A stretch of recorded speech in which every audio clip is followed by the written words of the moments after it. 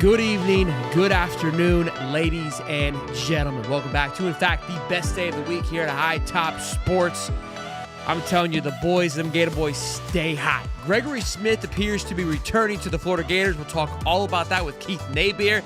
Xavier Lee, big-time point guard in the portal, has committed to the Florida Gators. Back-to-back is in process. We're going to have a great show. And then we have another special treat, our very first guest. Aiden Warner's quarterback coach alongside other quarterback coaches, Balin Trillo. I think I said it right. We'll get him on here in just a few minutes. Without further ado, ladies and gents, we got David Swolder with us. What's going on, Big Dave? How you feeling, baby? After a great weekend in the swamp, which we'll have to get your thoughts and opinions about that as well. Yeah, I was gonna say, man, it was first of all, it was great meeting everybody from High Top. Actually, it was super overwhelming in a way, man. There was so many people that I'd met. I had people stop me walking up to the stadium, walking away from the stadium, past the Princely scene. I mean, I got a whole tour of UF while I was there. And a lot of people thought I posted that as a troll and I meant to go there. No, we just happened to be passing by there. And I was just like, wait a second, I know this place. It's just a Princely scene place. But yeah, man, it was great. I mean, spring game, obviously, and then you had the ceremony, which was pretty awesome. We got to see a lot of great play from Dallas Wilson, Jacoby Jackson, and some other players. And of course, after the game, we had the autograph signing, and of course, you know, hey, Napier watches the show. Okay, yeah, we all know Napier watches the show now, so he let us know that on Saturday. So, yeah, I just want to give a shout out to a lot of those people, man. A great, like I said, we have the best fans in the nation, and I'm glad that I got to meet a whole ton of them Saturday, and hopefully, the first game of the season, we get to meet a lot more of them. But right now, hey, baby, it's Wednesday, it's High Top. Got some commitments, got some things to talk about.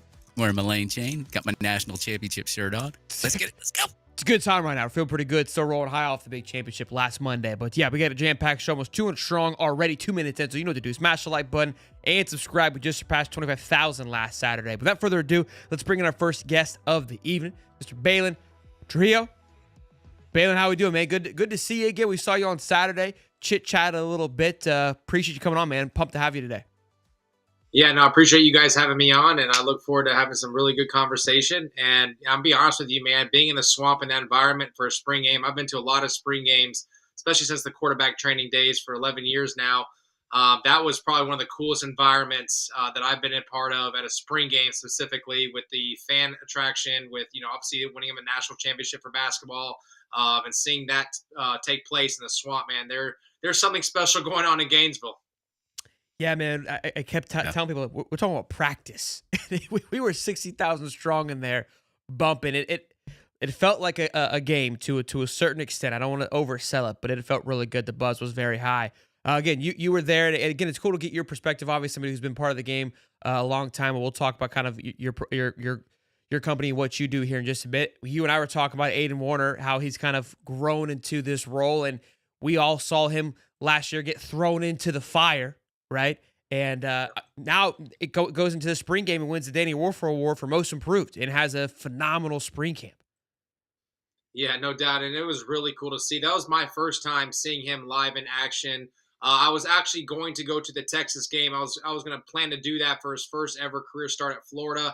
But I had already scheduled a Notre Dame, Florida State ticket with one of the quarterbacks that I trained committed to Notre Dame here. So that was already planned, obviously, before the season. And so it was kind of hard to get out of that. But I was communicating with the family the entire week, and even that day of, calling 8 in the morning and just hearing how excited he was to just become a Gator and officially make his mark as a starting quarterback for the Gators, which was his dream as a kid. I think that was pretty cool. But then to see it live in action on Saturday, it was quite special. And, man, I'll tell you what an incredible experience, as you guys see right here.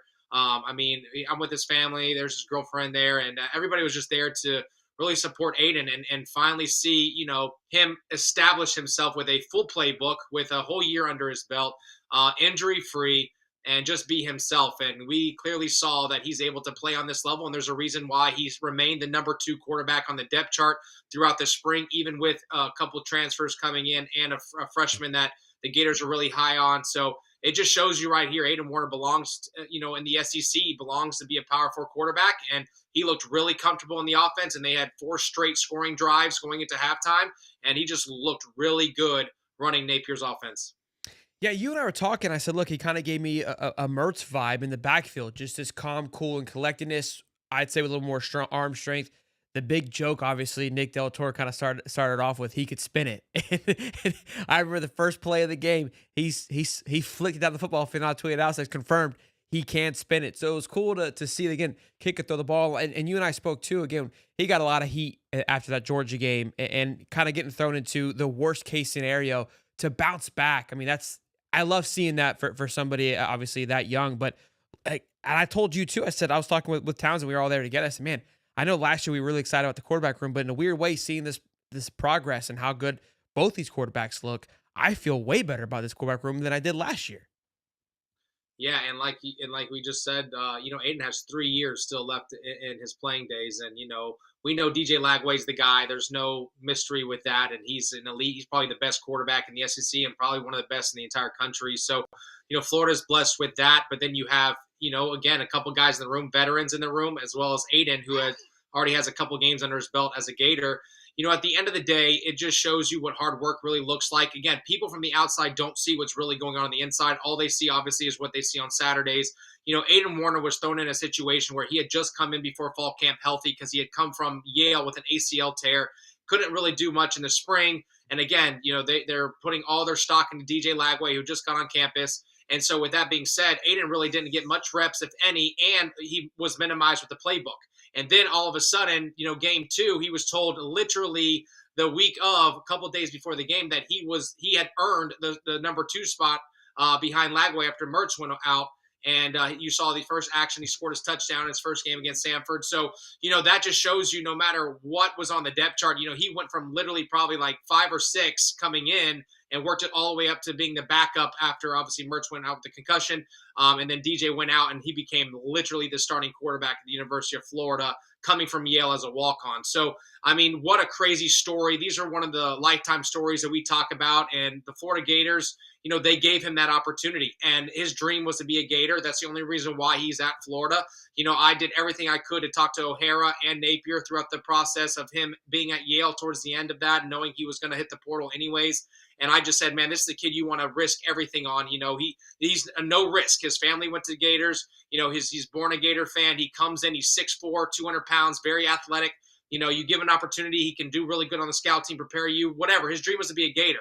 And little did we know he was going to come in and really try to compete for the job after an ACL tear and end up starting against Texas and getting thrown against Georgia. So that's like a kid's dream.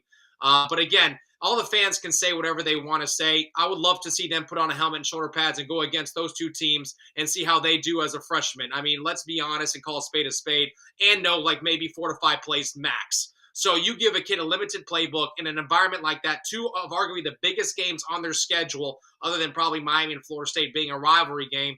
You're telling a kid who just came from an ACL injury, who knows half a playbook, not even half, maybe like 20%, and say, hey, go win us 2 of the biggest games in the SEC. Yeah, again, I would love anybody in America to put on a helmet and try to do that. So, I think he did really well. He stood in the paint. He loves being a Gator, regardless of what the fans may say. He does a really good job of blocking all that out. He knows he's living the dream. He knows, he's there for a mission and he's going to be there in the long haul. And so we saw again on Saturday a little glimpse of what it looks like with him understanding the playbook. He got all the 2 reps. Literally, DJ Lagway had 4 plays with the ones, and he had the rest of the spring game.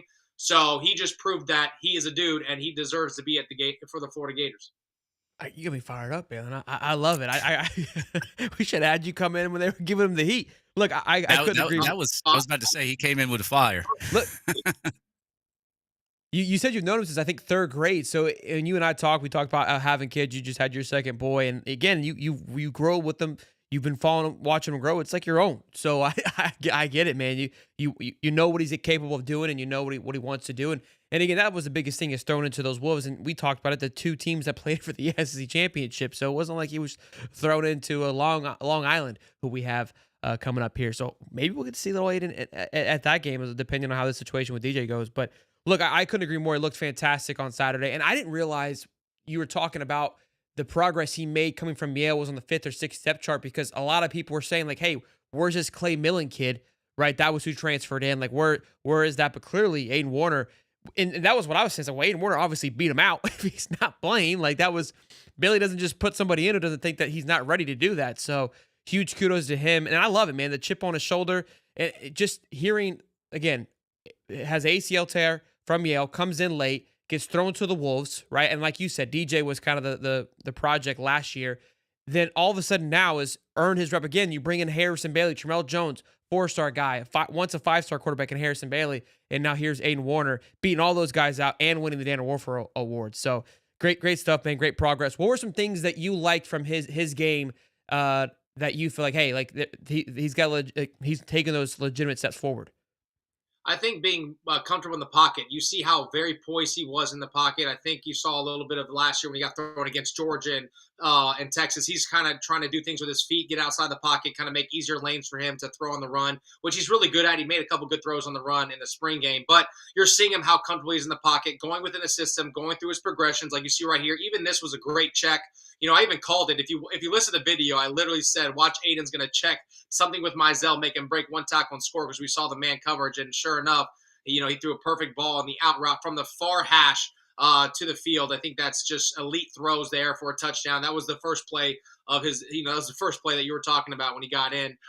So just looking at how comfortable he is in the pocket, again, you see him go on the run there, his escapability, making an accurate throw on the run, but just looking how comfortable he was, man. I think Billy Napier's offense is really explosive when you have a trigger man that knows how to deliver the ball in different areas. And we saw a lot of different people touch the ball on Saturday, which was very awesome to watch, especially as a quarterback trainer and watching offense from a really, tactical and strategical standpoint. So I loved what I saw from there. And again, just watching how comfortable Aiden looked in this offense, it was just very fun to see. So imagine what DJ is going to look like when he's already got pretty much 99% of this offense mastered. So this is just going to be fun stuff for Florida Gator fans to be excited about.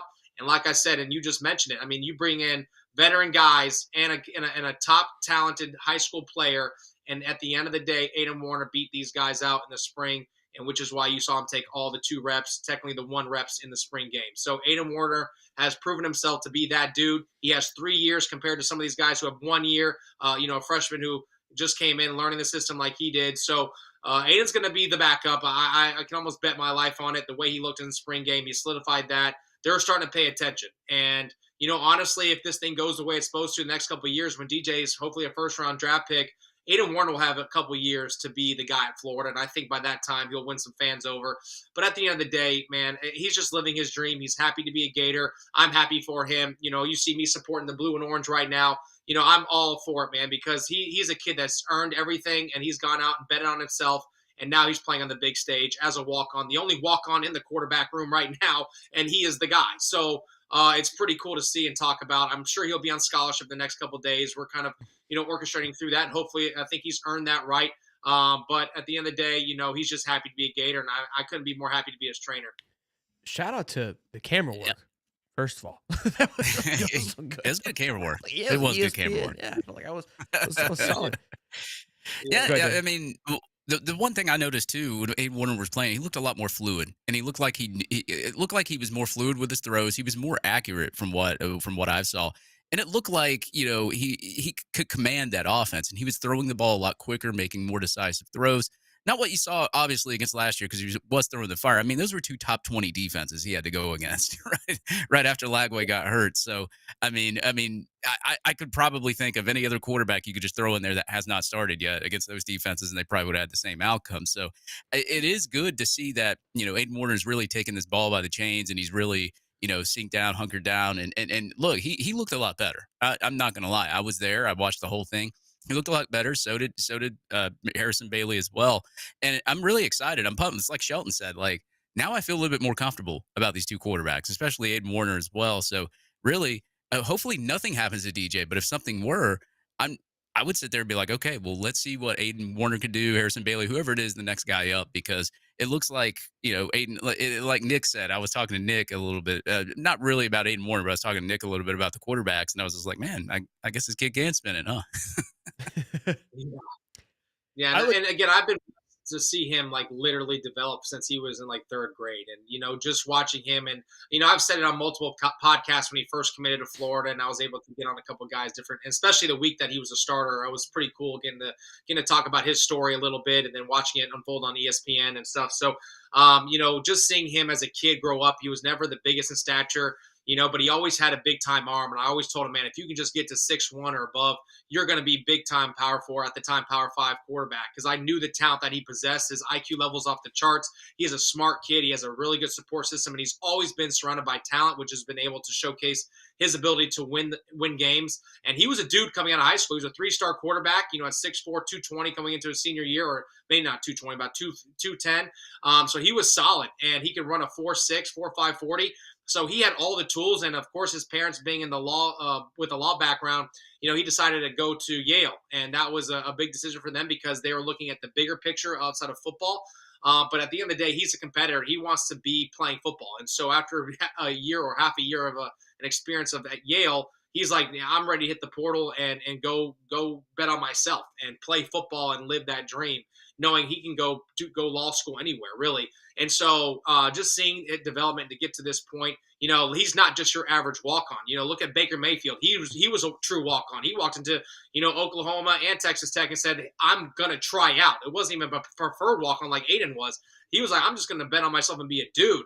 And so Aiden's kind of had that same, mentality and that same journey, whereas he's betting on himself, but he can actually play the game. This is not just some guy in class saying, I'm going to try out for the football team. And then he made it because he's Uncle Rico and he could throw this or that. No, he's an actual dude. Like, the kid can play football. So he deserves to be on this big stage. Again, if you look at some of the things he did in high school, he showed the ability to be an electrifying quarterback. And I got to train and mold him his whole life. So I know what the Florida Gators have in their quarterback room. And on top of that, which is why he's there, my selling point to O'Hara when he was going to hit the portal, like, you got to bet on this kid. This is the one that's going to outwork everybody in your quarterback room. He's going to be probably the smartest guy in there. He's going to help the people around him be better, and he's just going to help you prepare to win games, whether it's scout team, whether it's just being a team guy, a positive guy in the room, whatever that looks like. That's Aiden Warner. And to see him literally go from the bottom to the top after an ACL tear, which should already put you at the bottom. He started at the bottom, and then he had an ACL tear. That should, you almost will never get an opportunity, especially as a walk-on. Here we are talking about Aiden Warner on your guys' big platform because he's earned the right to get first team, second team reps, be thrown in against Texas and Georgia. And I'll tell you what, guys, even with the minimal plays that he knew, if you watch the drive before halftime against Georgia, there was a glimpse there. You're like, hold on, this can actually play, because that was a key drive in the game going into halftime, getting a field goal where the game kind of shifted momentum to Georgia, and then it just snapped right back in Florida's favor. So there was key times where you're like, okay, if this kid could really understand the system and learn and get experience, which we know you can't teach, Aiden Warner is going to be a special player, and the kid still has 3 years to represent the Florida Gators. Yeah, I said that too. He felt like he found a little bit of a rhythm towards the half there, and then look, the team was probably a little exhausted, things like that. The line's much better. They're going into this year. You said it when you were talking earlier, and I've said this before. This Billy's offense, when it can get into a rhythm, it can be potent, and that's what we saw on Saturday. That there was just this fluid motion happening with the handoff, with the dump offs. The reads were there. And here's the thing too, I like to look for quarterbacks, the timing of throws, the placing of the throw, the little dump offs. Those things seem easy, right? The little quick check down throws, but you as a quarterback can confirm that's not as simple as it appears. When you make it look easy, that's when you know those guys are dialed in. He was hitting little dump off passes over the edge rusher, right into the pocket, leading the back. If those 4 drives that he had to start the game, if that doesn't excite you guys for what, again, the DJ Lagway to the Aiden Warner, I mean, it looks so efficient. It was almost scary to watch because I'm like, hold on, how is this offense really looking this good early? Like spring, this is where you're going to see some of your hiccups, some of you're trying to learn. But when we all saw it. I mean, everybody saw it. I mean, it was not even close. I mean, the score, I think at halftime was like 28-3 or something crazy, because literally they were scoring every single drive within maybe 6, 7, 8 plays max. And so watching that and how efficient Aiden Warner was, it was like, whoa, this is a completely, like I said, he shifted the I would say perspective of who he is, or the stereotype. Like, okay, this dude is he's doing what DJ would probably do the exact same way if he was playing the game and being called the same way. It wasn't like he was doing anything spectacular, but at the same time, he was playing within the system, and he looked so efficient doing it. And so, honestly, I'm gonna be honest with you guys. Florida's offense, when Harrison was in, it looked incredible. Both the first team, second team, third team. Like, I'm gonna be honest with you. Like, if anything is the concerning factor, it ain't the quarterback room. It's what are we doing defensively? Because honestly, it looked like Florida can do anything they wanted that day. I mean, it was like watching one of the best offenses in a spring game I've ever seen. Like, it was crazy. I'm speaking as a fan right now, but like, you guys saw it. It was like they could do whatever they wanted, and it was like diabolical. It was like down the field, like here, touchdown, here. Like, it was like crazy. They could literally do, and the checks in the run game was phenomenal. I mean, you saw Aiden made a couple of checks. DJ's first, his second series or whatever, he made a check. It was a touchdown his first play or a second play in the game. Like, the checks at the line of scrimmage, I think that shows you the maturity that Aiden has now with experience and understanding what they're looking at with the defensive front, how you're calling the run game. It just looked very explosive. So, I mean, I would be excited as a Florida Gator fan what Florida's bringing offensively to this season, especially with the same type of schedule they had going into this year. But, man, it's going back to Aiden. It just looks so efficient, especially in the first half. And I'm like, and then Harrison picked up in the second half, right? Because his first half was kind of rocky, right? He didn't get much help. But then the second half, it like the second team finally found their groove, and they were scoring on almost every drive to where they almost won the game. They were literally, 6 yards away from coming back down 38-3 or whatever, something crazy. And they made it very, very interesting. But offensively, man, I know I'm talking a lot, but the Gators better be excited because you might see a lot of that fireworks stuff in the swamp this season. I mean that was the biggest thing that I took away from him is like his reads. He was finding the open guy and he was finding him quick, and he knew when to check down, and he knew when there was space for a check down to a wide receiver to where the wide receiver could get 10 to 20 yards down the field. And of course, the speed with the receivers that we have obviously helps that as well. So that supplements and helps the quarterback out. But yeah, I mean, like from what I saw last year to this year, Aiden Warner's drastically improved, regardless of who was out there on the field. You just saw a different Aiden Warner. I remember sitting in the stands, and I remember the first that touchdown drive he had. I said, "Was that Aiden Warner? Oh my god, that looked great." It was fun, man, and 100%. Like, there was concerns for the defense. I mean, concerns is you want it to be successful, but I do know defensively there were a handful of guys out. But even with that, I was confident in the offensive line, right? Which bringing your starters back, you play a factor, and it was almost like, hey, we've got a lot of talent in the running back room and the wide receiver room. Just get them the ball, get them in open space, and let them do work. And that's kind of what, like you said, what we saw with the offense. Bam, before we let you come in, I do want to chat a little bit about what you do and some other guys that Florida should keep their eyes on that you're working with currently on the up and up in the next couple of classes for 2026 and 2027 that you want to shout out. Yeah, man. Well, I'm a quarterback trainer here in Orlando, Florida, Central Florida area. I travel all across the country, put on quarterback camps. I've partnered with several different other quarterback trainers across America, and we put on camps, whether it's in North Carolina, Texas, New York, Miami, Orlando. So I've been blessed enough to, build those connections and the network to build my brand. And, I'm very big on marketing. I'm every quarterback's marketer, recruiter, mentor. You name it, I'm there. I'm just much more than your quarterback trainer that's going to, use an hour of your time to develop, but I'm going to do everything. I build the relationships. I'm going to go out there and market you and promote you and really make you a name and build your image, name, image, and likeness, whether, people like that or not. I want my guys to be the first thing they see when they go on Twitter. I mean, that's what I do. And, I've used social media to my advantage because I watched my mom growing up and how she used social media to work in her field where she was the vice president of HSN, the Orlando Magic, Walt Disney World. So like she's big time. And so watching her as a kid, I knew if I had a business, I knew how to market myself to really get my guys promoted. And so that's what I've been doing the last 11 years, and it's really taken off. And again, at the end of the day, the only way my business goes is if my guys perform, like we saw Aiden on Saturday. So as long as my top guys that I'm marketing and showcasing are being dudes and separating themselves when they get the opportunities, that's what really builds and drives this thing. So I'm just blessed, man. I've been working with a lot of quarterbacks, over 40 Division I quarterbacks, several pro guys. Currently have 3 of the top 10 quarterbacks in America in the 26th class. I was hoping one of them was going to be a Florida Gator, to be honest with you. Noah Grubbs grew up a Florida Gator fan, and I was really pulling hard for that. But they came in a little too late. He was already heading in the direction of Notre Dame, where he's committed now. But he's really good friends with the Underwoods. And so we were really trying to build that connection there. But I train a lot of top elite talent. and several different classes. One specifically in the 2041 class. Yeah, that's a long ways away, but you see here I'm in my son's room. He's down here right now. This kid's going to be the next big thing. So you want to remember his name, Grayson Trujillo. There, say hi, Grayson. Say hi. So, Yes, there sir. he goes. Up. We can't show that. Whoa. Whoa. Yeah, that was a big moment there. But he's been saying "Go Gators" since he knew I was going to be on this podcast. I love it. But no, I have multiple guys in the 27 class. Luke Gator was just on campus at Florida not too long ago. He's #1 quarterback in Virginia.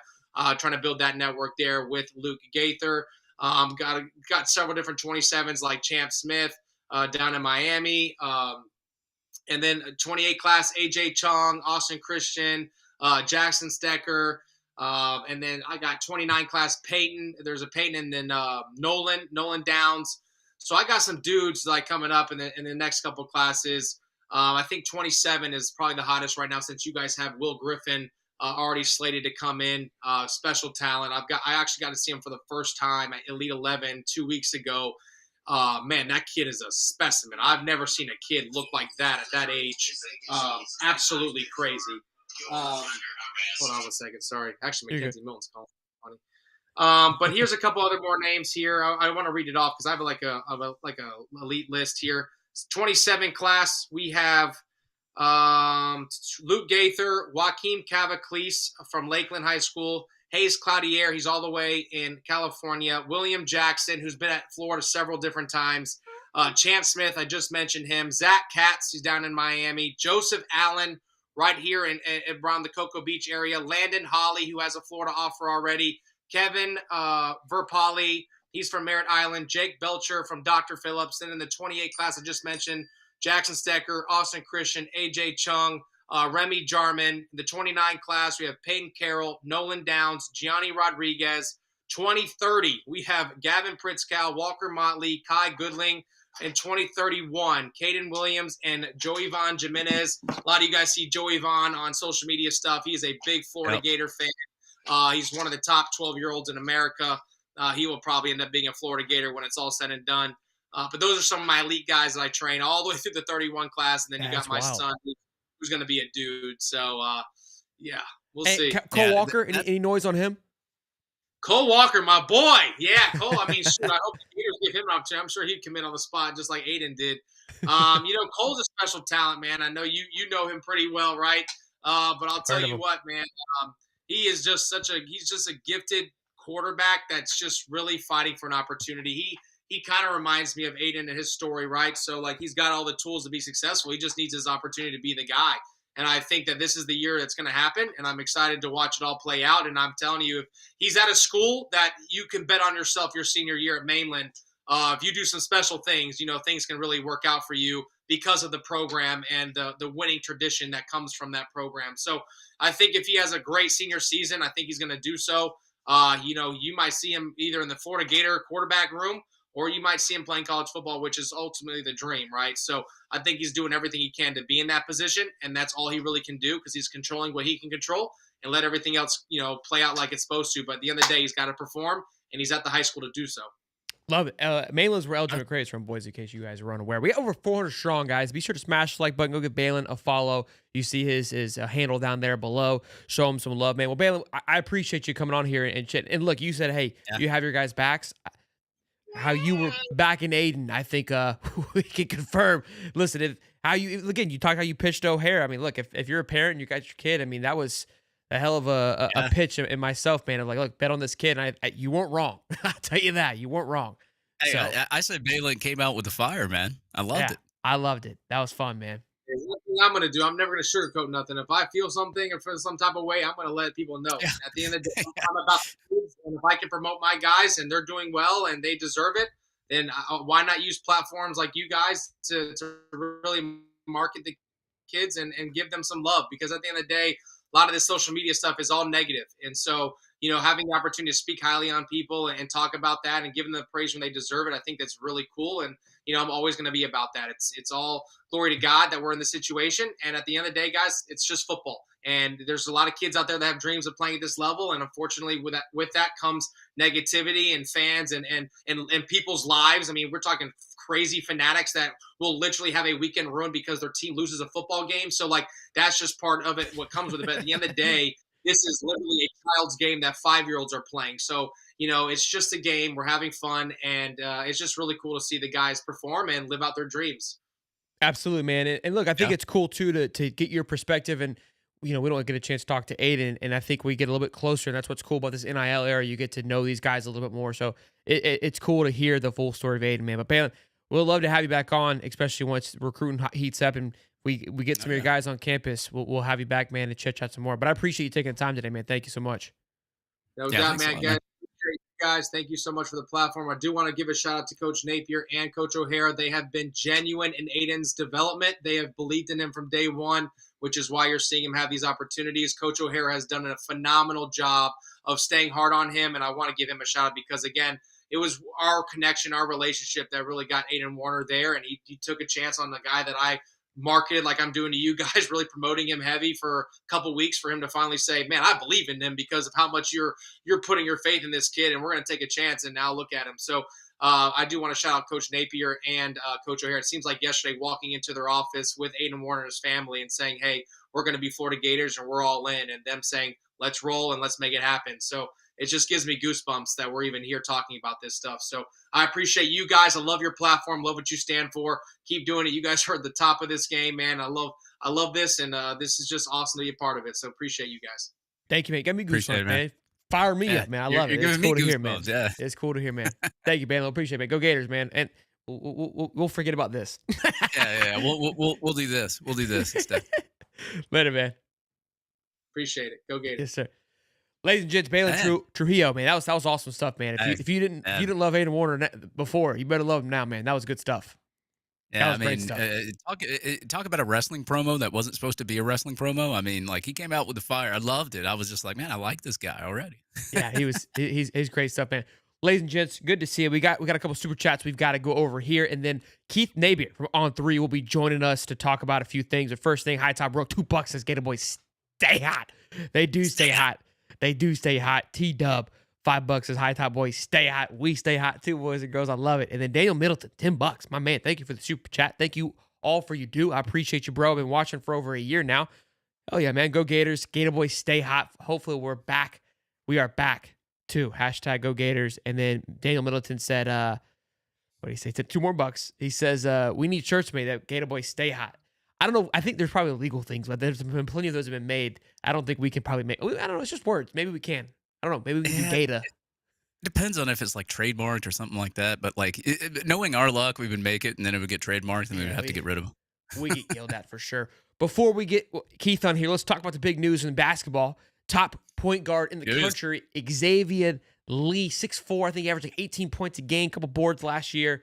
One of the top portal targets this year. And I love it, man. We were just over a week removed from winning a national championship. I know that Duke was in the mix for this kid. St. John's, Rick Pitino was in the mix for this kid, alongside Kansas was in the mix for this kid. He goes to Kansas. He lands a plane here in Florida. And I go, look, man, you know how these portal things are. If you want to get it done, you gotta get them while they're here. And we saw the pictures. We saw Thomas Howe and Condon, kind of chirp him in the comment section.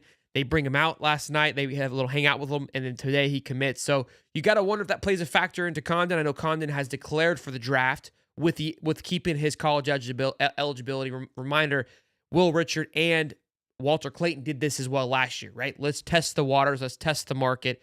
It's a business. They probably are going to do that to say, hey, I'm looking if they maybe play Florida a little bit to get a little bit of a bigger bag. But I got to think that with him committing on the spot that he did, it's going to be a big old family reunion here in a couple of weeks, Dave. What do you think?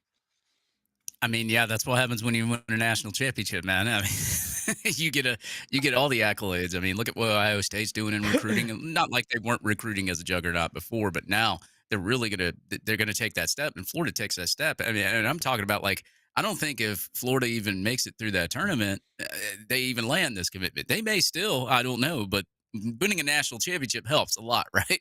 I mean, you talk about the donations that came in because of the national championship. Then you talk about Gary Condren's big donation that he made as well. I mean, NIL obviously is part of the game, but winning also is part of the game too. And if you're winning a lot and you're winning national championships, everybody wants to come play for you. And Florida's right now is sitting on that map. I mean, look, he had some really, really good basketball teams and blue bloods that were after him, and Florida was able to land him. So that is huge. That's big. And you got to think about it. Like, we're not even done yet. Like, what happens now? What happens? Do we get any more in the portal? I mean, is there any more recruiting that's going to go on there? I'm not the biggest basketball expert, as I said, but to land this one, man, that's pretty big. I mean, to land him over the schools that were vying for him, I mean, it's huge. And like, the sky's only the limit now with what Florida can do with this basketball team, what Todd Golden is able to do. And talk about the culture that Todd Golden has put in that locker room. I mean, you've seen all these kids hanging out with Xavier Lee, tweeting him, texting him, all sorts of stuff like that. Like, you can literally tell that these kids really wanted him to come to Florida. And some of these kids that aren't even playing next year, that are graduating or going to the NBA, we're in there too, saying, hey, look, you need to come to Florida. We win natties here. And it's great. It's a great feeling. Todd kind of did it in a fantastic way. He did more with less. He brought guys in that weren't necessarily highly touted. Walter Clayton had some love behind him, but not nearly as what an Xavier Lee brings to the table. So he goes to win the national championship. So now not only do you have the proof that, hey, I can do this with little, you also now have the backing, right, of a million bones. So in a world of NIL, you're showing that you can win, and now you're being backed by everybody. It's a good recipe, and it feels good to be on this side. I'm looking around. I mean, right now we are having our way. Florida fans are. And again, I know it's the off season, but we closed down on two guys, which we'll talk about here in just a minute, and two Price Thornton and Gregory Smith. We landed Xavier Lee. Like, we are. Opposing fan bases are in shambles, right? They are not having fun. They are like, right now we're unconscious with how we feel, and you're not going to break through us right now. Like, you could say whatever you want. I do not care. I don't care that you're 41-17. I don't care that it's the off season. You got Georgia losing their running backs. It's mayhem anywhere you look. So I'm loving it. Before we get Keith on here, though, we go ahead and read through this really quick. Huge shout out to Rocket Money. They've been our sponsor for quite some time now. We love them. We love that they keep powering with us and powering us through this season. The start of spring is the perfect time to get organized. A little spring cleaning. For me, top priority is my financial wellness, which feels more important than ever. Thanks to Rocket Money, my goals feel achievable. They show me all my subscriptions right in one place and help me easily cancel ones that I forget I've been paying for. Listen, we've been talking about how you can cancel subscriptions, but you can also set budgets. I told you about this. Like your little personal accountant, you can set, hey, I want to set a little budget for Amazon. For me, I got hit with a bill from my HOA. Apparently, I haven't paid for the last couple of months, and they're upset about it. Rightfully so. I didn't know that it wasn't coming out, but we'll fix it. And that, maybe if I would have had Rocket Money rock and roll and show me that, hey, this hasn't been paid, I wouldn't have been received with a little harsher letter. But here we are.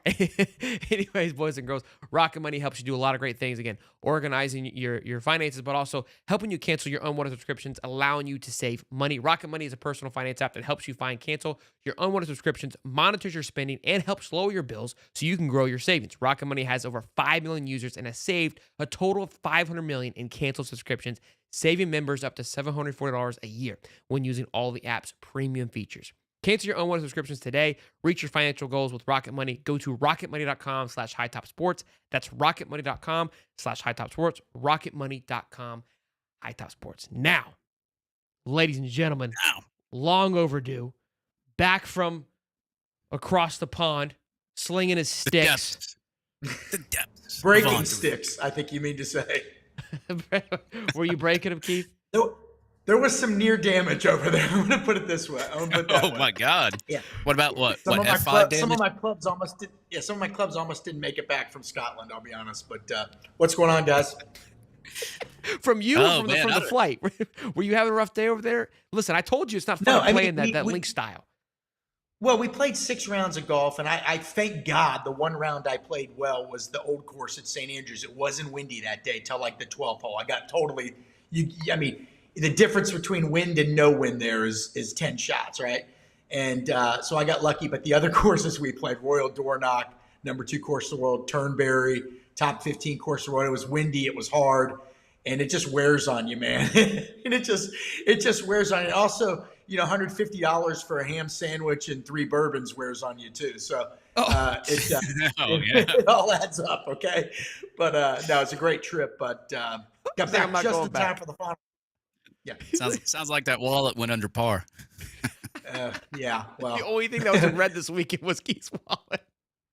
Well, the only thing, yeah, exactly. The only thing, I was even after 10 holes at the old course, which was a miracle. But the That's other a thing hell I of a didn't know round. was I have YouTube TV. I don't know what streaming services everybody watching has, but I couldn't get YouTube TV in the United Kingdom. So I had to pay for a VPN service, whatever that does, Oh, to for March. get to the, yes. Yeah. So it was, and then I think the Maryland game started at like 1 a.m. over there. So the next days I was just I was worn out, man. But what a hell of a run, and then come back, and spring football has been kind of fun this year, to be honest with you. Oh, we're There's back. energy. There's Yeah, we're energy, back, Keith. You know what I mean? I wasn't sure if you're aware of it, but we're back. Well, Yeah, we're look, back. when I live in Tampa. I'm out walking on the Riverwalk, driving around town. I drive to Gainesville. I go to Orlando. You're in the airport. There's so much more Gator pride right now than even a month ago. But to me, it all started with that win over LSU. It just seems it's like, now I guess not every sport is cranking it up to high notch right now, but it just seemed like that LSU game. Just since then, Florida sports have been on kind of a high, right? Yeah. And not all of them, but and people are excited right now to be Gators, man. It just feels this is what it was like 20 years ago. It feels good right now. Everybody's happy. Everybody was so happy at the spring game walking around. I mean, it's great when your friends don't want to strangle you when they see you. They want to talk about Just want a hug. all the We're national champions. Yeah. Let's enjoy it. Yeah, what a nice Yeah. feeling. Yeah, I mean, it's still. I don't know about you guys. I mean, you even got Yeah. people falling from traffic lights out there. I mean, it's crazy. Oh, that was.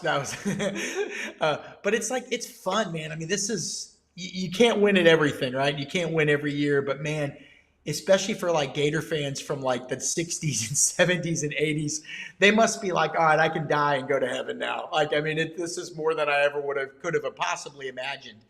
And right now the three of us, we're just counting new national titles. But if you think back to the people that somebody that might be 65 years old, man, they didn't. I mean, they waited a long time to be able to beat their chests like this. And it's kind of cool because whatever your university does, whether it's cancer research or ALS research or agriculture research for the state of Florida, whatever they do, you want them to be the best at what they do because they represent your state and you because you went to that school or you're a fan. Not everybody went to UF, and we should recognize that too. They're fans and they love this school. So whatever Florida does, you want them to be the best at. And when you finish at number one in anything, it's certainly something to be cheered for and to be celebrated. A parade would be nice. Absolutely. But look, Keith, I want to dive into this first if Sure. you're able to talk about it a little bit. The NIL seems to be cooking because of all the buzz. And the big thing is right now Bryce Thornton seemed to be secured, and there seems to be on the bird that Gregory Smith is making a return. You posted a little article about that as well, that him returning wasn't out of it. What are we hearing? How are you feeling about this complete? Yeah, I just happened to reach out to a few people a couple of days ago, including Greg, and I just said, hey, by the way, is there any chance at all you could come back? Because sometimes when a guy announces he's going in the portal, we all forget about him, right? Yeah. We just assume they're gone. And he said, oh, no, there's a chance. And they're still recruiting me and all that. And he was supposed to meet with the staff yesterday. I believe that got pushed back to today. Now, I know what's being reported out there, but all we know right now is that last we heard from sources, I want to say about 2.5 hours ago, was that he was meeting with the team still and that it looked good, right? So the last I have is heading in the right direction, so it wouldn't surprise me at all. Look, he's a really good player. The problem is when we have to write these stories that a guy plans to enter the portal, everybody starts attacking them, and I get it, man. It's a weird world right now. We're all trying to wrap our arms around these guys doing things that pro athletes do, right? Because we don't think of them as pro athletes because we know them. We know all these guys. We see them. We see them at Burger, whatever, I don't even know the names of the place, at Relish or at the Swamp Restaurant. So we know them. So it stings, but they're just doing what we all do in a sense. When it's when all of us at one time, and everybody probably listening has gotten a listen to other offers, other opportunities. So, but I don't necessarily know that he wanted to leave. I think it was just kind of one of those situations where let's see what can be done here. What can my NLI situation get better? Now they're not really talking about it. He's kind of shut that down after I wrote about him yesterday. Thank God I got a hold of him before that. But it wouldn't be a surprise if he comes back. And listen, he was getting a lot of reps this spring, I was told, by the way, by a high school coach of somebody else on the team. Because when he said he was going in the portal, that coach of a prominent Florida player messaged me and said, "Hey, what's going on here? I heard this guy was running with the ones." And he might have been because, obviously he's a good player. He's got a high upside, but also there's been so many injuries in the secondary. But point is, he was getting a lot of reps. He's going to be a valuable player. And it sounds like Florida and him wanted to get on the same page. It's a good thing. It's everybody thought, okay, this is like Nico's situation up at Tennessee, but not all these situations are the same. And sometimes they're very guarded with their info on both sides. And it's not a similar situation, let's say, but nobody will say it. And so you're sort of left to guess. And when people are left to guess, they're going to assume the worst. But look, I know Gregory Smith. I live in Tampa. I went and saw him play last year when nobody really knew who he was. He's a fantastic young guy. And I'm hoping it gets worked out for him, for his family, for the Gators. And I think he's going to, if it in fact does end up where he's back at Florida, like it seems like it's trending in that direction as right now, things are always fluid. I think that's a good thing for Florida. He's got a lot of potential. 6'4" safety who can run, If this ends up kind of closing like we think it should be, that would close. I mean, look, no news is good news. It's kind of like the offensive line. When it's doing well, you don't talk about it. Right now, and when you see the portal open today, there doesn't seem to be any noise at all of any player from Florida headed into the portal because they've done a phenomenal job. And Billy said 98% of the team has wrapped up their NIL contracts. Bryce Thornton and Gregory Smith were not signed at that time. Bryce Thornton appears to be locked in as well. We talked about that this morning. What's your thoughts on that? Just I feel like, again, we got to give flowers. We're hard and heavy to give credit or to rip when it's not doing well. Yeah. But by God, they have turned it around, I would say, from a NIL perspective. And this goes back to the culture and just building like, hey, we're building something special when you see other teams falling apart. Well, culture is tricky because I would have said, and I'm agreeing with everything you say, by the way, but like if you would have said from last year's team, who was the number one culture guy? Some people might have said Pyburn, right? Sure. Culture guy. Agreed. And he's no longer with us. So you're always looking, and I'm not knocking Jacket on. I'm not knocking Florida. It just didn't work out. They went their separate ways, okay? But yeah, I think they're doing something right. There's no question about it. They're doing something right. And also, look, I mean, I wasn't here when NIL started. I was covering another team, and I heard there were some bumps in the road. But if you look back to the last recruiting cycle, Florida flipped 10, 11, 12 guys. I mean, there were a couple guys that didn't technically flip, but they decommitted from other schools and then ended up in Florida. So, yeah, about a dozen guys. You're not getting a dozen high-quality guys to Dave. What do you like a dozen high-quality guys that late if your NIL game isn't fairly decent? Can we all agree to that? Right. I mean, there's just no way. There's no way.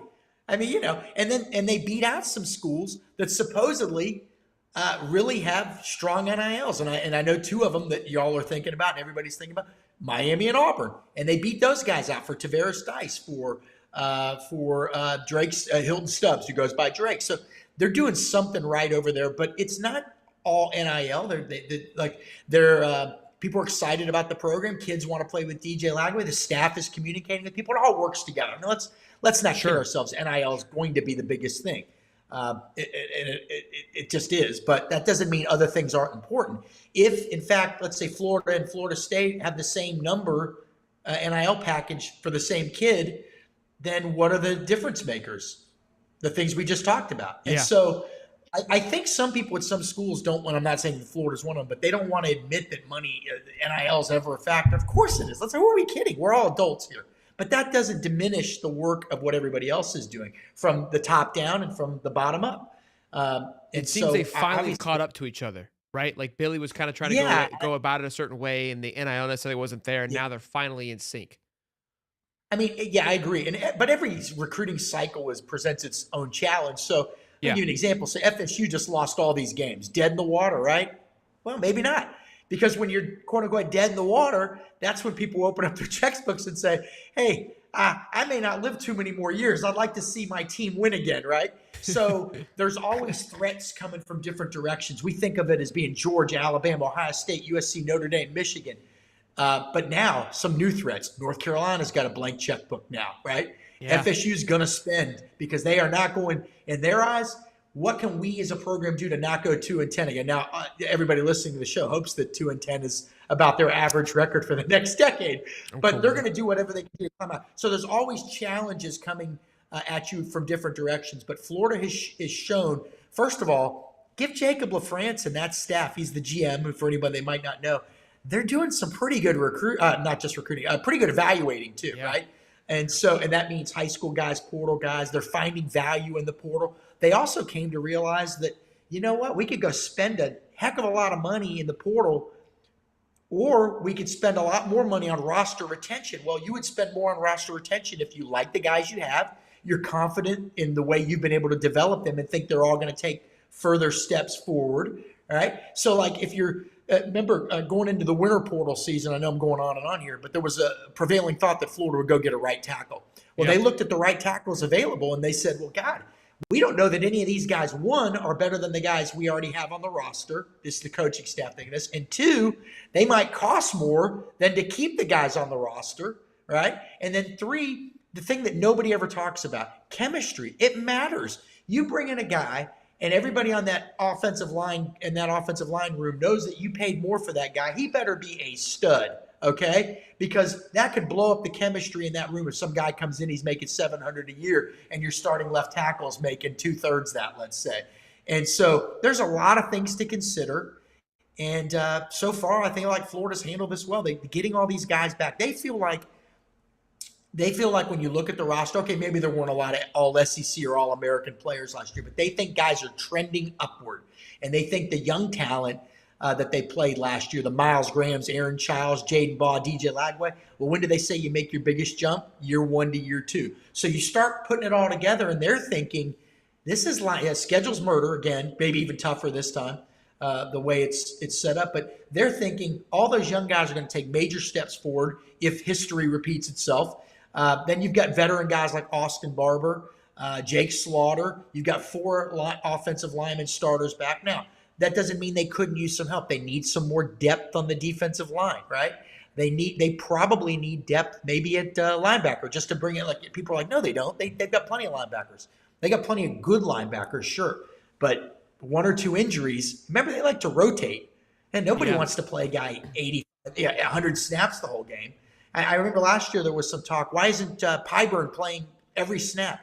Well, because if you play every snap, you're going to be dead in the fourth quarter, and the other team's going to be running it right down your throat. So the good teams like to rotate. So they're going to be looking for value in the portal. They're going to be looking for guys that can make the overall roster in each individual room better without compromising the chemistry that they've already built. Did that make any sense? Yeah. Dave, got a question? Yeah. Yeah. No, I mean, I agree with him on that part of like where, most teams, and a lot of the times it's like, it's not necessarily you didn't offer them more money, is because most teams are only willing to pony up so much. Like you're not gonna, I mean, look at the Nico situation right now. It's pretty bad for, I guess, in a way. But I mean, say you have one guy that wants to go to Florida State, like you said, one guy wants to go to Florida, but they're paying the same amount. Then that's when everything else matters. How many wins, culture, that kind of stuff. So, I mean, there's a lot of logistics that goes into it. And it was actually funny because I was talking to one of the guys over at Florida Victorious, and I didn't realize like how much logistics goes into like actually, actually when they get to the campus, paying the players, whatever they're playing, you sign the contract and all that. But they say that it's like, during the recruiting process, like, obviously there's agents and they're negotiating things and all that. But I mean, you got to think of all the other situational things that go around it. And as fans, we don't think about it. But I learned a lot. I learned a lot talking to somebody at Florida Victorious. Oh, those guys have forgotten more than I'll ever know. We cover it, and they don't obviously tell us everything. I don't mean that to sound like they're, jerks or anything. I'm just we don't know all the ins and outs of what they do, and I'm sure it's complicated. Yeah, everything's always more complicated. It's funny. Things are generally more complicated than we think, and sometimes maybe not as complicated as we think at the same time, if that makes any sense. Yeah. But yeah, there's a lot of thought that's put into this. I mean, so every situation right tackle, is different. Yeah, and a right tackle, you say, well, why did he go to Ohio State? Don't we have the money? Well, maybe they needed him more. Again, Florida's got Bryce Lovett. Florida's got Caden Jones. They've got Devin Manuel. They may just say, look, that money would be better spent other places. Nobody has an absolute open Crystal check. ball. I mean, nobody's got unlimited resources. But a crystal ball on Otherwise, who's going to be successful either. That's right. Otherwise, wouldn't Texas A&M and Texas just get anybody they want? And by the way, they don't just get anybody they want. Even billionaires have their limitations, right? I mean, you know what I mean? Yeah. They still got to see the there's ROI. Yeah. There's Hey, how also about a risk. how about you show me that you can evaluate guys? Instead of just telling me this guy's worth $10 million, how about you prove it to me that he's worth that? But let's see what you do. So, yeah, it's a little more complicated, probably a lot more complicated than I ever realized. You mentioned the linebacker room being thin, so I kind of wanted to pick your brain a little bit on Florida. Seems to we're good on nobody necessarily leaving the portals, what it appears to be. The question though is, where do they go? Defensive tackle was, I think, a big target for them. You're saying possibly linebacker could be an option they look at as well? I think so, and there's probably some other positions. My coworker's working on something, Zach Alberverde. So I don't want to he's working on a story that's going to talk about some of these things. But I think those are definitely two places to watch. I mean, so if Florida locked up Bryce Thornton like we think, right, and can get Greg Smith to stay, that changes things in the secondary, right? I mean, what if both those guys weren't coming back? What if one of those guys wasn't coming back? So, but linebacker, you look at it, there's some really good players. Pup Howard, I always get his name wrong. Jaden Robinson, Aaron Childs, Miles Graham, Ty Jackson. There's some solid walk-ons in there, I'm sure, too. But you've got to have – look, guys get banged up left and right, man. I mean, how many guys on that team didn't miss a series or two last year? To your point of that, we had all those guys minus Ty Jackson, but you also had Shamir James, Derek Wingo, the other – and again, these guys, Derek Wingo, and then there's one more guy I can't think of now. He transferred from safety to linebacker. He played. RJ Moten maybe was what it was. RJ Moten. So all those guys played. They were factors. I mean, they weren't big time players, but they filled in. And now those are all gone. That's three that are gone. That's right. Well, that's three. You mentioned three scholarship guys gone. You bring in Ty Jackson, so 3 and 1 is the difference is two. Yeah. So it makes sense, right? You could potentially see them say, look, you can always use some depth on the offensive line. You can never have enough there. Yeah. Because, one day you've got 9 guys and you're happy with, and the next day it's like, well, man, I mean, 2 guys got banged up. Now we're down to 7. I mean, you know what I mean? So the more, the better. People have talked about quarterback, but that's so tricky. Like, I think at a certain point at quarterback, now Tennessee has probably got to go get somebody, okay? But if you're Florida – Lagway, you just had this spring situation where Lagway didn't take any throwing reps, and Harrison Bailey, Aiden Warner, and Tramell Jones took the bulk of the throwing reps. So hypothetically speaking, and look, I'll probably be proven to be dead wrong here, but if you go grab a quarterback and he comes in June, let's say, 1, he's got to get to know everybody. 2, he's got to learn the offense, which if you notice, I think Harrison Bailey or Aiden Warner, one of them in their post-spring game comments said, it's a pretty complicated offense to learn. Not in the sense of the plays. A lot of the plays are what a lot of people do. But the verbiage, what the terminology that you have to learn. Well, can you learn it in a short period of time? Enough where you could even be called upon if DJ Lagway can't go out for a series. 2, when a new guy comes in, that means the other guys that you've trained to be pushing for the number 2 job are now getting less reps, which if they then beat out that guy, you've diminished their quality because they're getting less reps now. So there's all these things you have to factor in. So to me, I mean, look, is it a perfect situation at your backup quarterback? Probably not. Name a school where it is. There's not many anymore because most good backups look at it and say, play 1 year, and they're like, I'm getting the hell out of Dodge, man. I want to play. Arch Manning is the exception to the rule, right? But you at this point, maybe you just roll the dice with these guys and just say, look, they're here. They're making progress. I think Harrison Bailey was better in the spring game than a lot of people thought he was going to be. A long way to go. We just had Aiden Warner's quarterback coach on him. Yeah, they both were great. Oh, did you? Yeah. Oh, yeah. I didn't get to see the first part. That's right. And I got to tell you, Aiden Warner to me, I mean, he was thrown to the wolves last year. Let's be honest. That was kind of an unfair situation. That was basically your third string guy. End up having to start because of 2 injuries, and he did the best he could, but he looked like a different guy. He's got more command. When you have more command of things, it's so funny. I'm way older than you guys, but when Steve Spurrier was head coach of Florida, people like me and you guys were allowed to go watch every single practice, every single minute. The 3 of us could be out there watching the whole practice. And so I would watch the quarterbacks because I had nothing else to do as a 20-year-old or whatever. And Danny Werfel did not throw darts in year 1. Antoine Childs had one of the biggest arms anybody's ever seen. And he would hit the stands sometimes with passes. Never seen passes that wayward in my life. Because when the brain, the arm, and the feet aren't in sync, that ball can go anywhere. So I bring that up because Aiden Warner looks like it's all working together now. I watched him play last year. I'm like, God, this guy doesn't have a very strong arm. It turns out he's got a pretty strong arm. He was probably thinking so much that it didn't allow him to throw like he would normally to get throw into it. Yeah, to get the feet and everything on the same page. Yeah, he was dialed Saturday. Your brain, So they look better. So again, the question is, would you go get a backup quarterback if you're Florida? I think you just go with what you have. Let these guys keep getting reps, getting better. What's the number of guys? What's the number you think Florida goes after in the portal? Boy, 3 to 5? Zach, my coworker Zach Alberti put out the scholarship chart, and I admittedly didn't look at it today. 3 to 5, I would think, in that range. It's also quality of guys that are coming out. There's factors there too. Maybe it's a good group at the position, or there's not a good group at a position. You'd like to add somebody, and you're just like, you know what?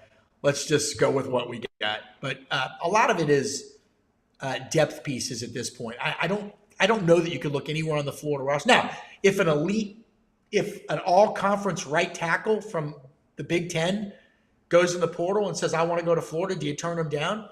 Well, no. I mean, hey, they like Bryce Lovett. He just won the Lomas Brown Spring Award, but I don't know. I don't know what they would do, but they don't have to go get somebody. They're at the point now, especially in the offensive line, where they can say, if I'm going to go get somebody, he's going to be elite.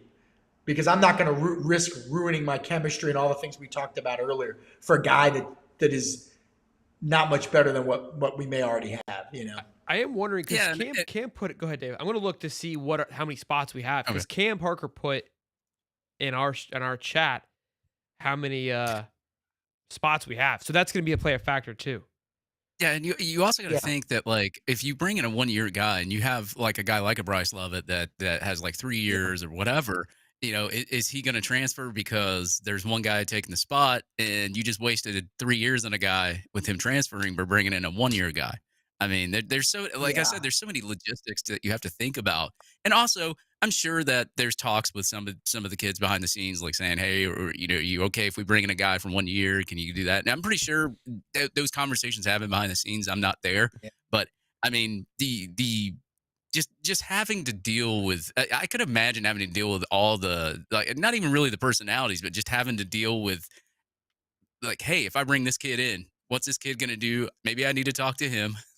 This is going to be there. How much do we pay him? How much is this guy? Okay, so is it better if we go after this guy? It's insane. It's tough, man. It's tough. And now they've had a whole spring practice, so the coaches can really. And that's tough. What's that? I do logistics for a living. That's tough. Oh, you do? Yeah. I mean, they've got to keep 85 scholarship guys, 85 egos happy, right? Satisfied. Yeah, Cam says he has him at 122 players, 86 on scholarship. That's not including Asa Turner or Greg Smith, but it does include Javari Flowers, the new commit from 2025. So I don't feel like we can go out and get 3 to 5 guys based on that, right? They're looking. So, I mean, maybe part of it is, you have these meetings after spring practice with guys, Sounds like we're in a good place, though. Sounds like we're in the buying phase, Keith. I think so. But, I mean, they're definitely looking. We know that they're looking at a few positions. Well, I think we're pretty good. I think we're pretty good at wide receiver. Yeah. Well, I mean, they got to – we think, I mean, running back – we could always use one more, though, Keith. What's that? We could always use one more running back. We've got over 500 people in here, boys. Be sure to smash the like button. This is Keith Neighbor with us on 3. Keith, I do want to get your look, man. I mean, the spring game was fantastic. What was your big takeaway or your big star, not named Dallas Wilson, from Saturday? Well, I mean, I know Jacoby Jackson had a great game. That 90-yard run, I mean, they probably should have tackled him at the line of scrimmage. So let's be totally honest here. Yeah. But Jaden Ball, the play where he caught the swing pass, and does the first guy ever tackle him? Does the first guy ever tackle that dude? It's in his contract that they're not allowed to. It's in his NIL. Yeah, and by the way, he's a fantastic. I love that kid. I went and saw him play when he was in high school. Locked in on him. and went and watched. I was at his very last high school game, and what I saw in that guy, now looking back, none of this surprises me. Look, I'm not a professional talent evaluator, but in that game, he rushed for over 100 yards. In that game, he caught a long touchdown pass. In that game, he dove and caught an interception playing safety. In that game, he also made several bone-crushing tackles at linebacker. In that game, he also returned kickoffs. In that game, he was thrown to on the final play of the game at the goal line, and I believe the pass was just off. And after that game, he was inconsolable. Last one to leave. What I saw in that guy was fight like you don't always see. And I'll never forget this. Will Muschamp, who I love, by the way. I'm sorry, I love the guy. Fantastic I love guy. Muss. Him and I were at the same game once, watching a 5-star player. And after the game, we talked, and maybe a week later, and he probably didn't want you to know he'd ever talked to me. But sorry, Will. And he said, "I'm not recruiting that guy anymore." I said, "Why? Guy's a 5-star. Why don't you?" Because when something went wrong, he was sulking alone on the bench. His head was not fully involved in the game. And Jaden Ball ain't that dude. Jaden Ball, again, inconsolable after losing his last high school game, which is probably 3rd or 4th round playoff game. Left everything on the field. And the people around him told me that, no, that's him every week. And sure enough, that is Jaden Ball. Not only every week, every play, every quarter, every half, every rep in practice. It reminds me, and I think he's more talented, and he'd probably kill me if I said this.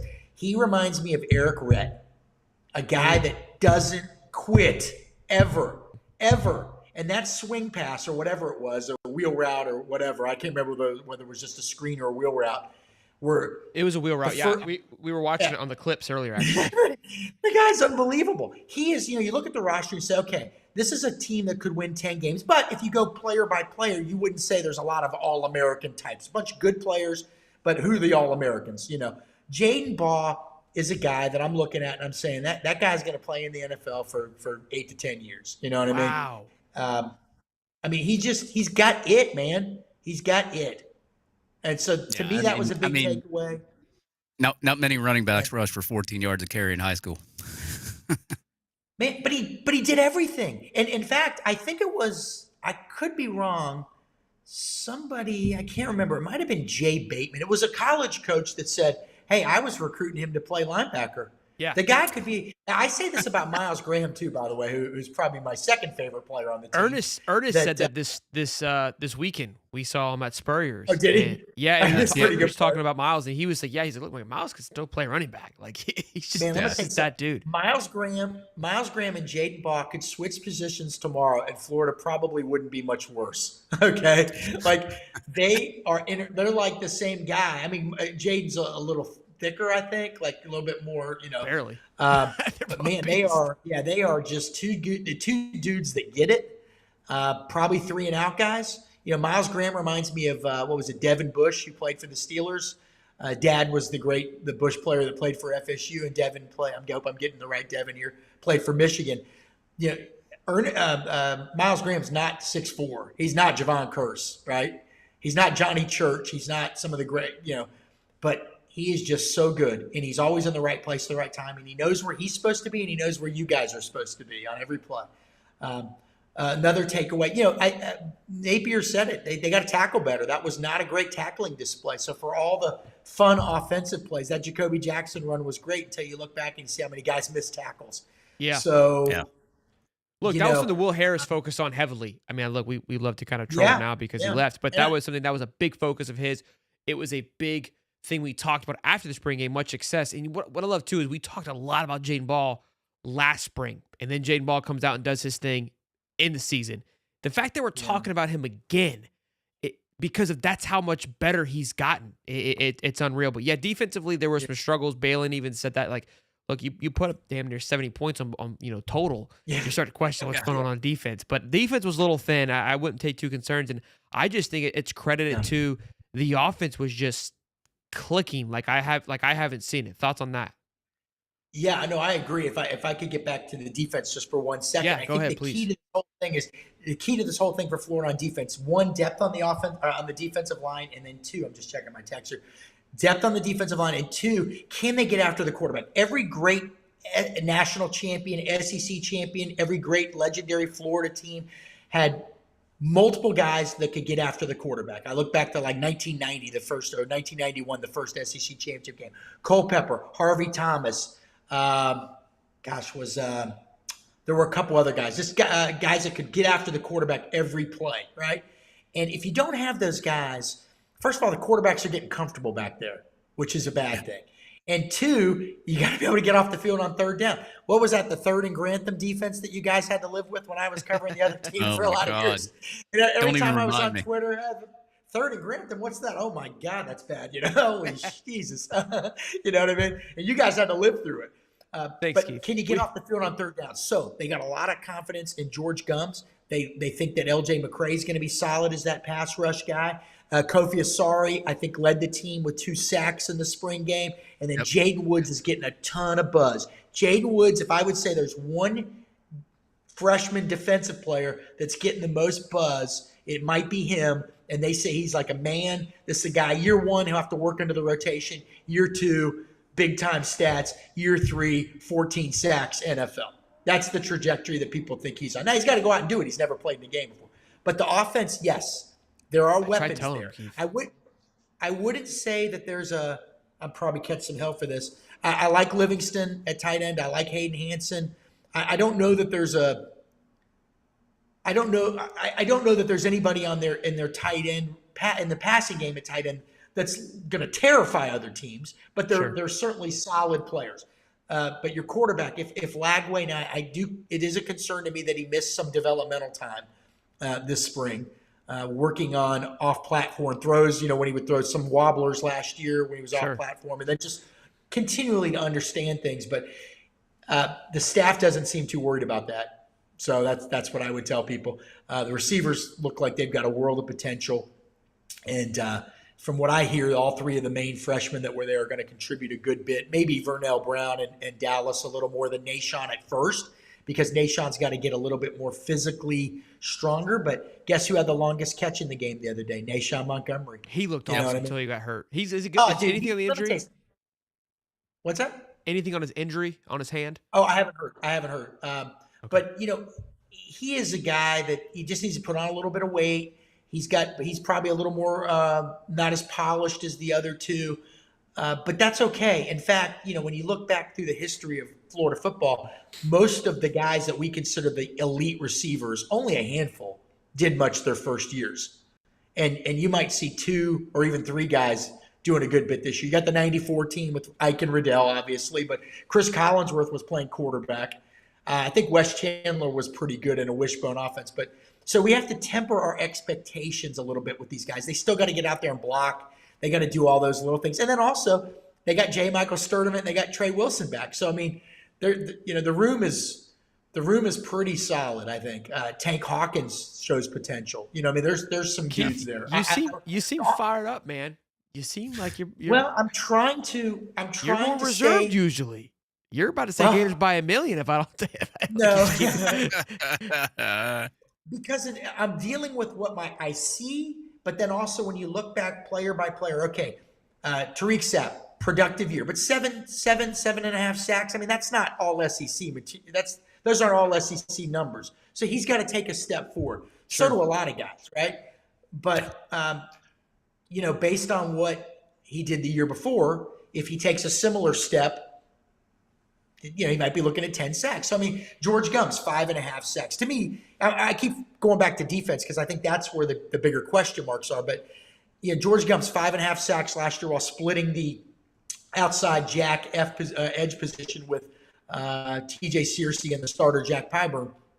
So, a guy that had only played defense a couple of years. What is his trajectory? Well, they think it's probably, let me get on camera here. They think it's going up. So, if he then doubles that, you know what I mean? So to me, those are the bigger concerns on defense, but there's a lot of potential. They have a potential to score points, and mainly because they can run the ball. Florida can run the ball with the best of them right now. They can. Some of those games last year where we're like, man, they look great against LSU and Ole Miss. I don't think they had 400 yards of offense in either game, but they ran the ball when it counted. Control the game. And that's more important than how many total yards you put up, Yeah. So, yeah. Go ahead, sir. I was just gonna say you have to give your hats off to Rob Sale, Jabbar Jalook too. I mean, you look at it, and it's not even me making fun. You DeCoster. look at ETN. Yeah, DeCoster. ETN transfers over to Georgia. Doesn't have the same production that he had here at Florida. Yeah. I mean, coaching matters in those aspects. And like, you're coming in, you're returning all these people on the offensive line on top of Lagway. Obviously, they said he will be throwing later on in the season. I mean, you got to think, man, with what you saw Saturday, even though it was a lot of the twos, the threes, there were some ones mixed in there too. I mean, you got to think, man, that this offense has a lot of potential this year. If you can run the ball super effectively and you have Florida's passing game weapons, they're a run first program. They are. Billy Napier's very straightforward about that. But if you can do that, then that allows you to really open things up in the passing game. Really allows you to when you're controlling that, like you said, then you can basically kind of do whatever you want. So there's a lot of potential. They got to go out and do it. There's no question about it. They got to do it when the lights are shining. They got the first big road test at LSU. That ain't going to be easy. Then you turn around and you play at Miami the next week. Well, unfortunately, I go back and look through the media guides all the time, and man, Florida's laid some eggs against Miami for the last 50 years. Many of them, even when they were significantly better. So there's always games that concern you. Got to go out and do it, right? Sure. But again, if these guys are on this upward trajectory, DJ Lagway, Jaden B, Dallas Wilson, Trey Wilson's healthy, J. Michael Sturdivant's in a new offense, Jake Slaughter's back, Austin Barber, if he takes his run blocking to the next level, I think that's where they wanted to get a little better. There's your left tackle. If Bryce Lovett's what you think he can be at right tackle, that's significant. If they think Tony Livingston is going to be an outstanding tight end, and you know what you have in Hanson. So then you look at the defense. If all these guys, there's a lot of ifs, but you've seen enough now to think that there's potential there. There's some real potential. The glasses look a little more fuller than normal, Keith. Is what you're in summary.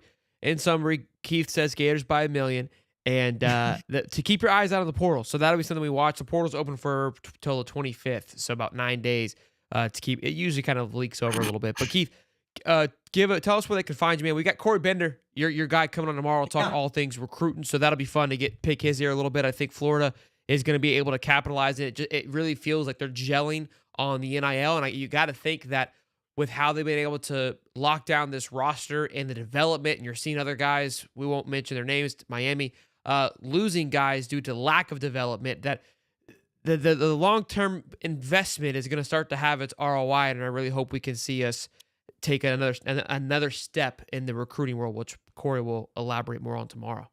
Yeah, Corey will be great. I appreciate you guys having me, but everything I do is at gatorsonline.com. That's it. So looks like you guys are happy, man. Where'd you guys watch the championship game at? I don't remember where I was. People tell me I was in my garage. I saw some video of you going crazy though, right? Did I not see some we watched the championship game four drinks deep. That's what we watched it with. That might have been me, Keith. That's how the verdict's still out. The verdict's. Man, can I say one more thing? Can I say one more thing ahead. before? Of course, Keith. I always talk over you guys. I can't help it, but we love it. When I was a kid, I couldn't afford. My family, we weren't poor, but we couldn't afford football season tickets. But what we could afford, because they were so terrible, was Gators basketball season tickets. So from 1981 until my dad died in 1992, we had basketball season tickets. We started in the second level, worked our way down to Section I, row 7, and I can't remember the 2 seats. But I sat through a lot of terrible basketball games for many years, okay? And it's surreal to think. They used to hope that you could get to one NCAA tournament. Just get to one NCAA tournament. They were celebrating NIT Final Fours in the mid-'80s, right? And to see how far this program's come is just, it doesn't seem real. And 3 different coaches have led Florida to the Final Four, so it's not just some fluky 5-year run. Since 1994, Florida is averaging a Final Four appearance once every 5 years. That is elite stuff. And that's blue blood stuff. I think everybody should celebrate. I hope all the Gator fans out there are just loving life right now, and I appreciate you having me on, guys. Thank you, Keith, man. We'll be sure to pick your ears soon, man. Yeah. This Take is care, great guys. info. Thank you, Bubba. Go Gators. Take care, man. I mean, Dave, what a show, baby. How about him?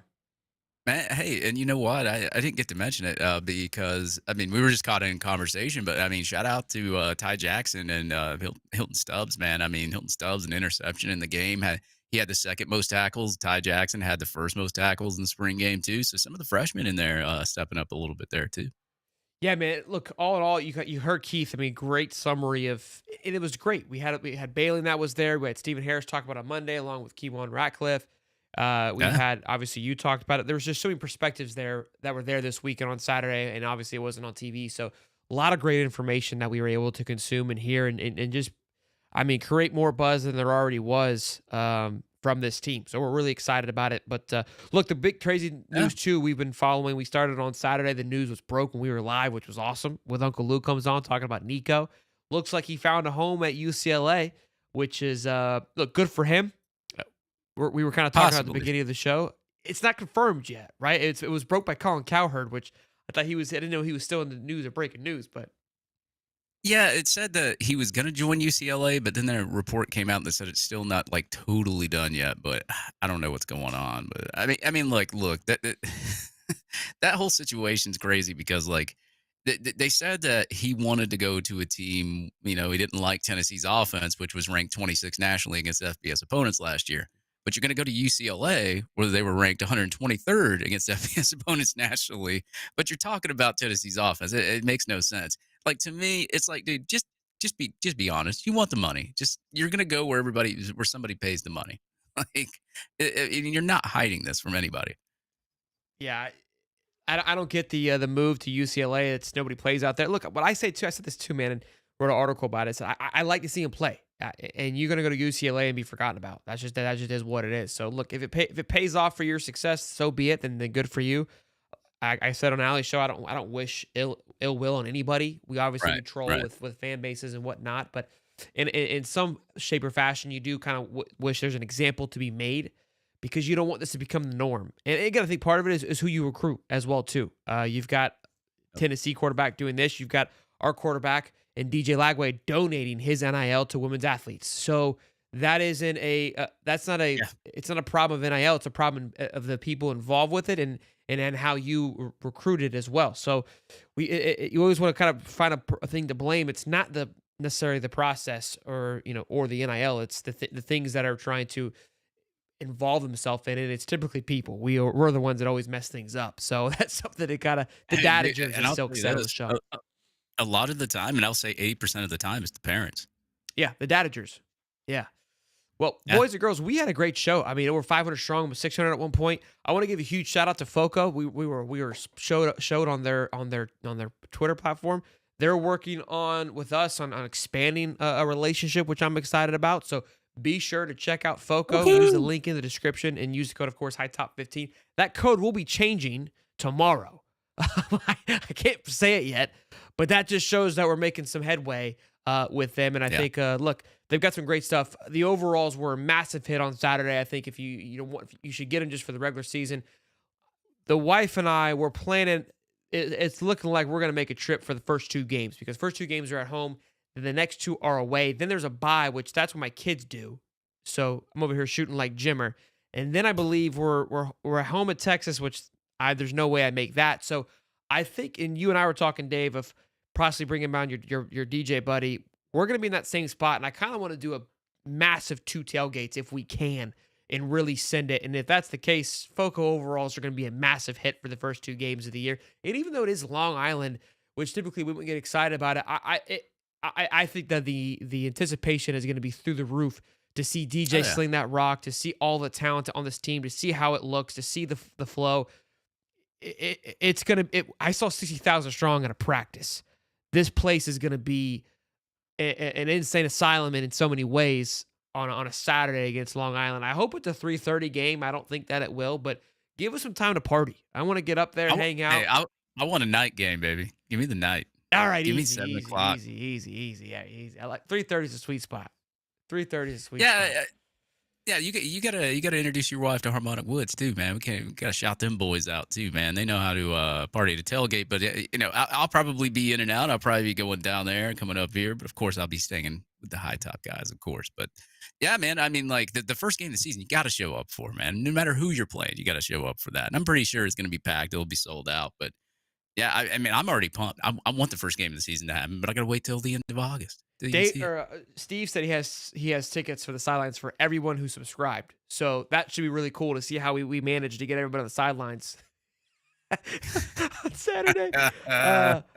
But man, listen, a great show. Shout out to Balin. Shout out to Keith. Again, Corey will be on tomorrow to talk all things recruiting. We have been spoiled for the last week and a half since winning the national championship on Monday. We have tried to hit the ground running. Also, we're putting a little team together, a little staff to pump out more articles, all things college football. So if you guys want to stay in tune with that, check out our website, HIGHTOPSPORTS.com. Or HIGHTOPSPORT, we couldn't afford the S. Or follow us on MSN if you function through there. We're pumping out our content. It's another way that you can access us. So try to grow this thing for the fam.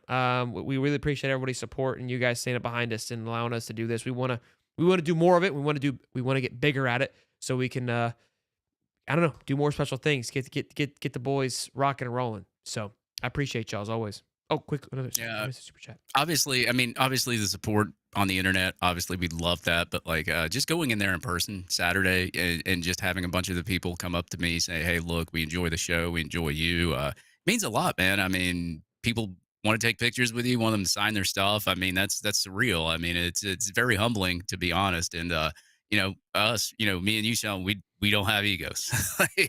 We're just guys on a show. So shout out to all you folks that came by and obviously said hi. And of course, we ain't going anywhere. All right, we ain't going nowhere, boys. We're digging our heels in, rock and rolling. Tyler Bohannon. It was so fun when because I don't know people's faces, obviously. I said, "Hey man, what's your name?" He goes, "Tyler Bohannon." And I was so pumped to finally put a face to the name. Great meeting y'all last week. Go Gators! Yeah, it was good to see him. T-Dub was great seeing him too, man. We needed high shirt, high top, boys, stay hot. Look, I'm working on putting together. Our site connected to MSN. We had to disengage our old shop, so I've got to revamp the new shop, which I'm working on that. That'll be a project probably in May when things slow. Man, I don't know. I got it busy next couple of months, but we'll work on it as best as we can. But y'all be good, stay safe, smash the like button. Over 200 likes today. I appreciate y'all. 500 strong for most of the night. Y'all be good. I love you. Till next time, I'm Shelton. That's Swalder. Peace and love, baby.